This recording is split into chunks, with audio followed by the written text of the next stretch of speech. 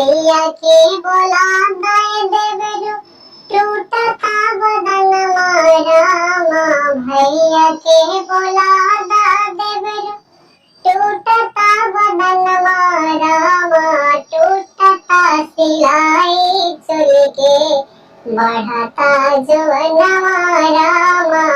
टूटता सिलाई चुल के बढ़ता जवनवा रामा।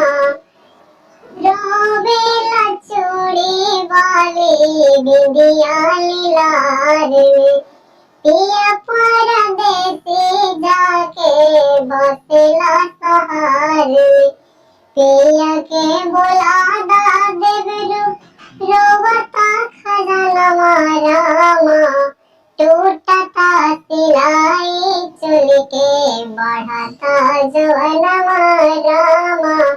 टूटता सिलाई चुल के बढ़ता जवनवा